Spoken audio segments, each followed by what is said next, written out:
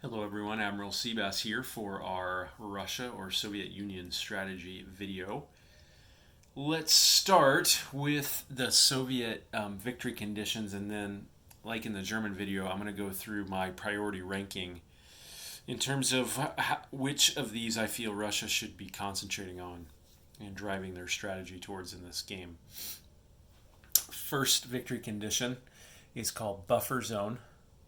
There's one victory point available, and you score one victory objective if you possess 6 land zones. You have to get all 6 at the end of the game. And I'll show you these when we go over and rank them. They're all in Eastern Europe.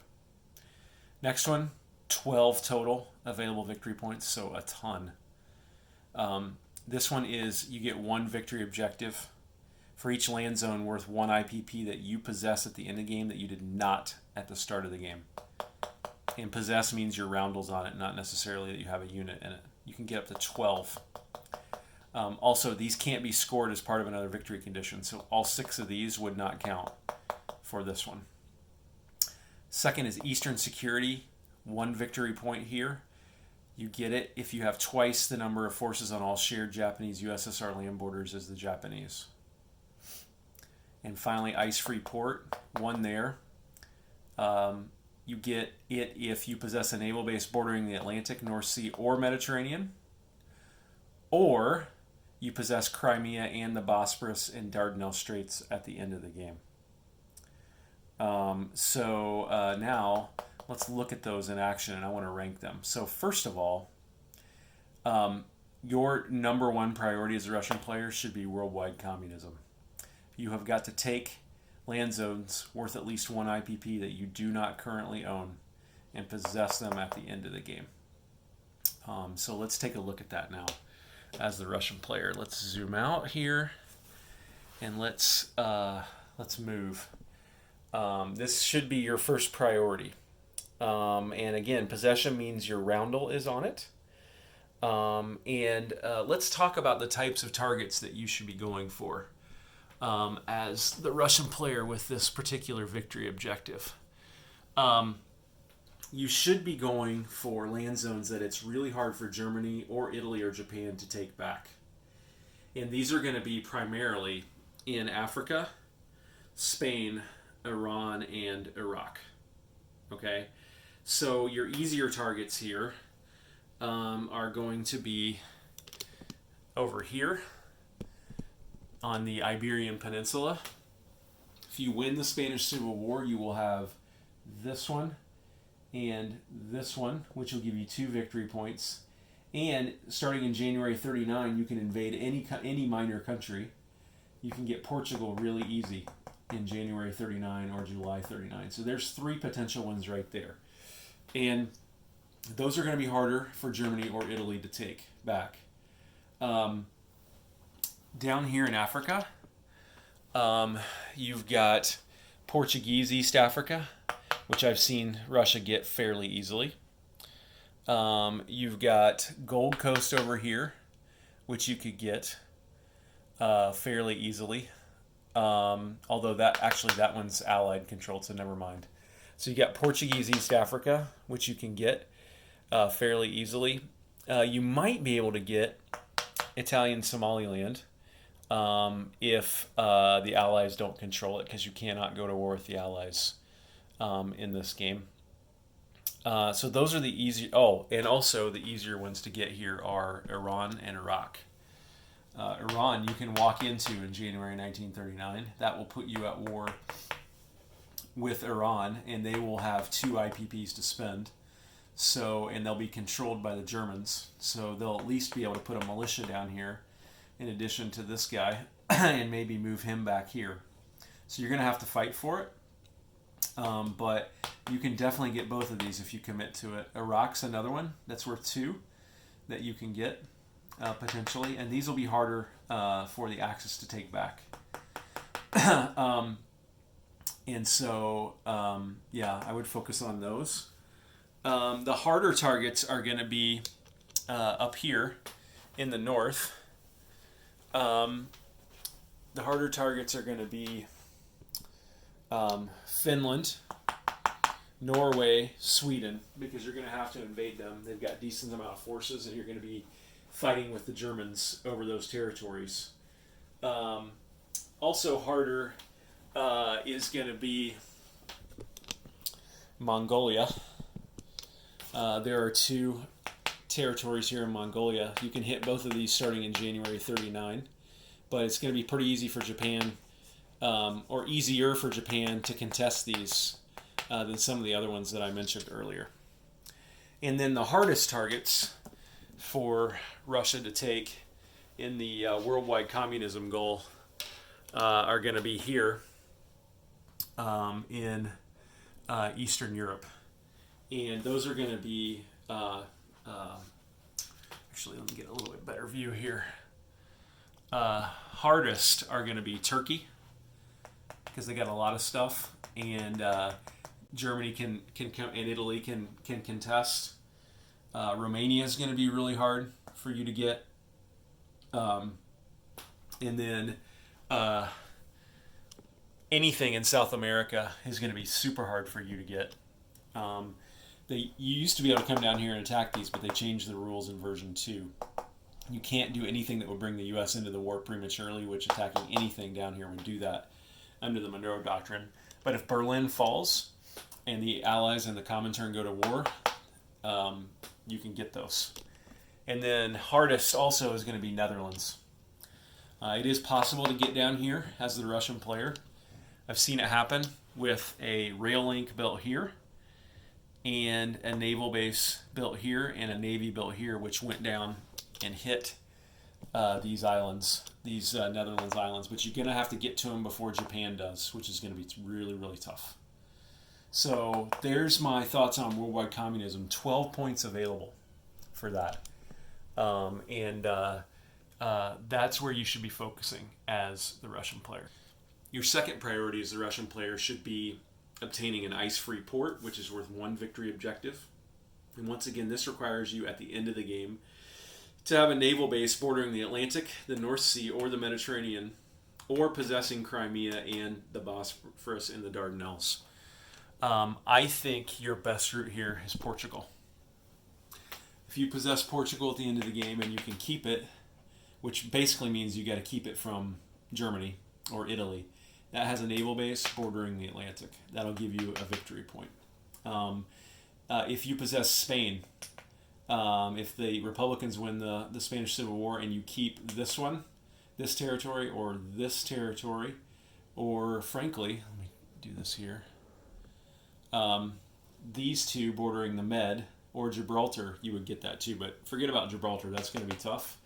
You need to take Gibraltar or the Italians are going to be going after Gibraltar too.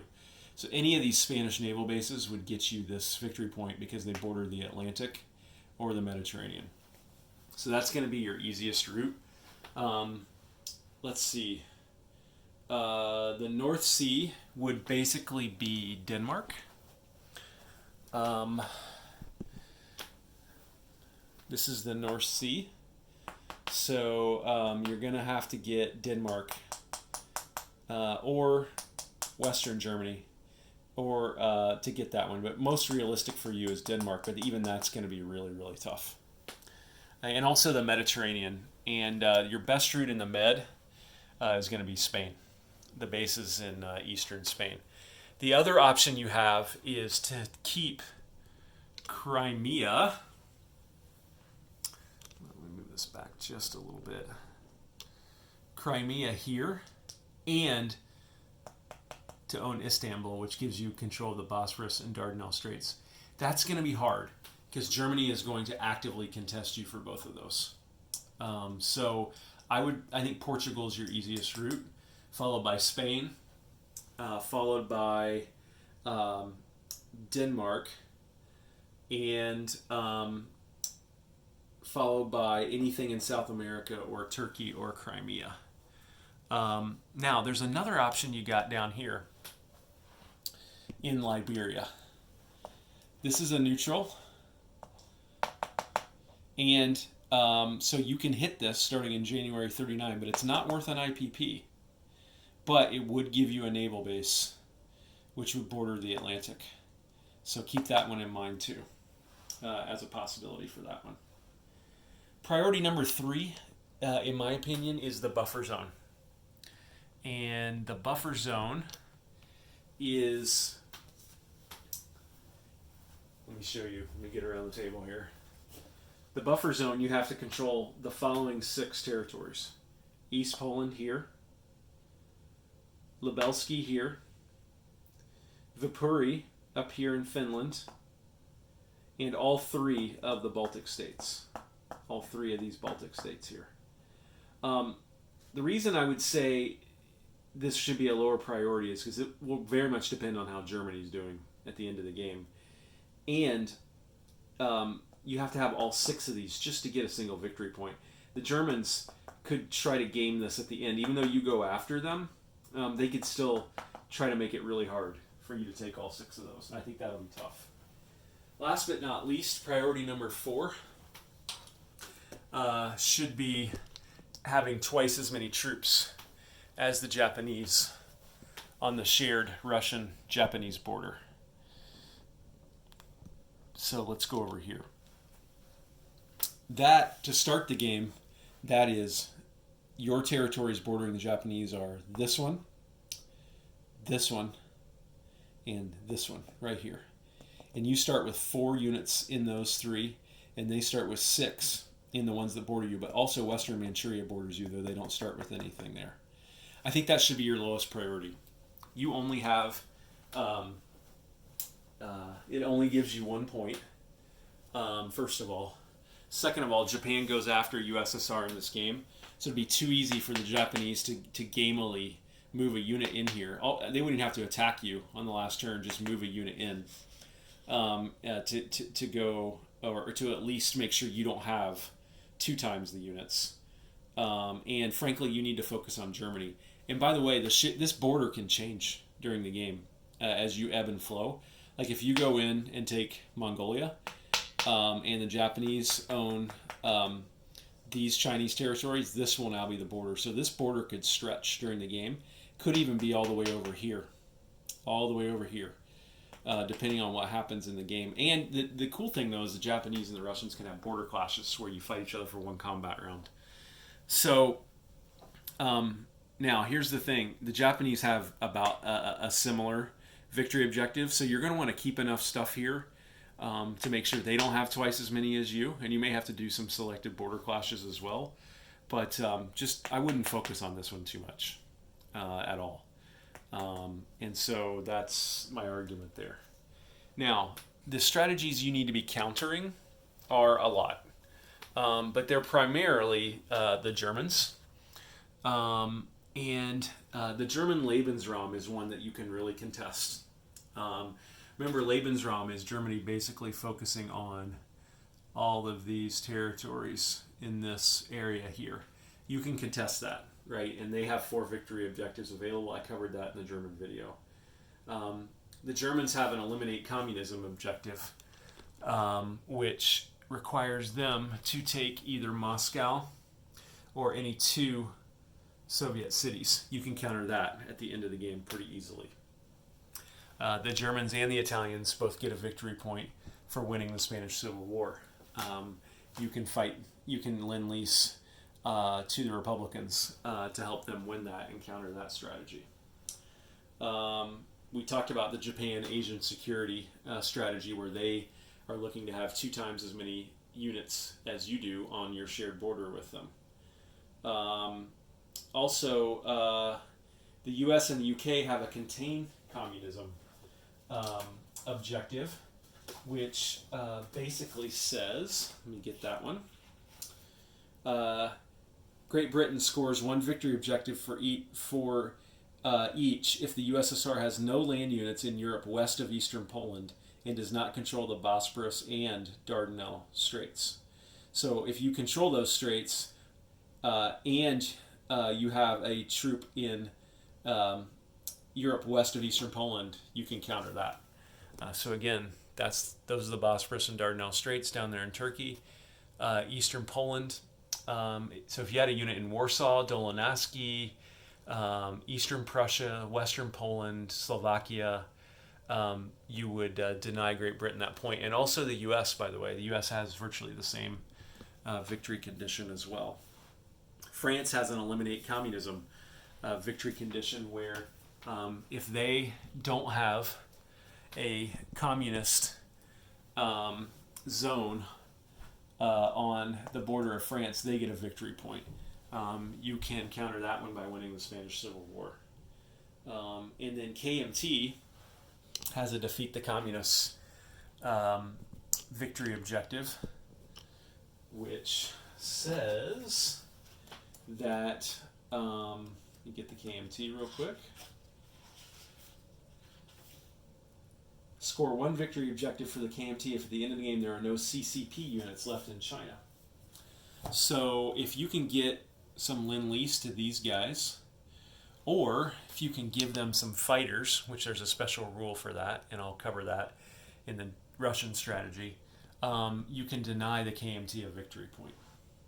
And let's talk about the CCP for a minute, just very briefly.